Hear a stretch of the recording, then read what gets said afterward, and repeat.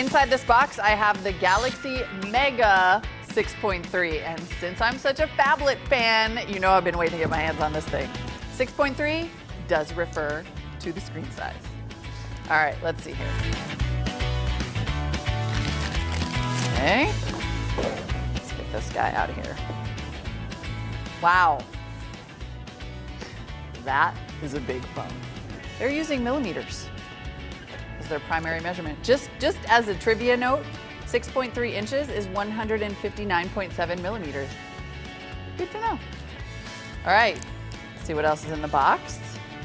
The instruction booklet, headphones. It's kind of a nice touch since it's media friendly. Charging cable, international power brick. Oh, hey. Oh, it's an adapter. I actually thought that it might come with an SD card. Can you imagine how useful that would be? It's just a micro SD adapter and then a little 4 gig micro SD card. All right, and our big battery. Let's get it in. It already, I will say, even though it is obviously ginormous, it feels really lightweight and the battery isn't that much heavier. So I think it's gonna be pretty nice in the hand. The SIM card slot is right on top of the micro SD card slot. That's kind of an awkward stacking. But I guess if you did this all at once when you very first got the phone, maybe you wouldn't have to mess with it again, but it would be kind of annoying if you wanted to swap out your SIM card, your SD card for something bigger, because 4 gigs is not very much. Let's get our battery in. Maybe because it's so big, this plastic case feels even flimsier than usual. It feels like paper. And power. That's a big display. Big display. The now familiar Samsung startup screen, and while I go through some of this setup, let's do the specs. The Mega has a full HD 6.3 inch TFT display. The resolution is 1280 by 720. It runs Android 4.2 Jelly Bean. It has a dual-core 1.7 gigahertz processor. The battery is good size, 3,200 milliamp hours. Samsung says that should run up to 17 hours. Obviously, we'll have to test that because that screen is gonna eat up some battery. Memory is 16 gigabytes. Ports include micro SD, expandable up to 64 gigabytes, USB 2.0, and a micro SIM slot.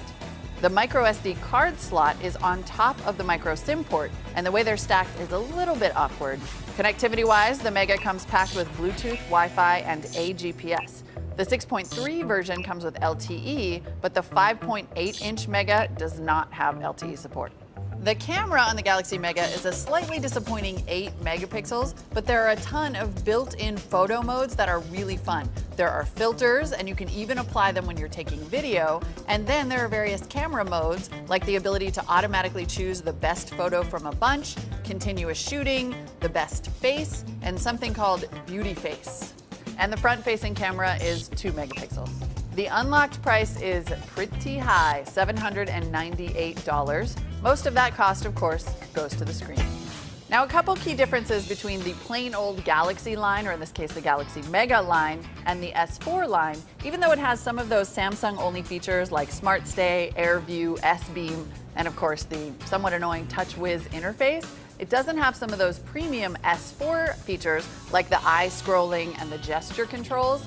Personally, I find those to be a little bit of a novelty anyway, so I don't think you'll miss them. This phone is really all about this huge display. So if you're really into watching a lot of media on your phone and you don't mind carrying something around this size, it's a pretty nice phone. I mean, you know me, I like a huge phone. What I don't understand is what Samsung is going to do with the Note 3. We're still expecting that to be announced. So if 6.3 or 5.8 inches seems to be a little too much for you, you might want to hold out and see what they announce there. 5.5 could be the perfect size. At least you have options. All right, for our full review, check out cnet.com.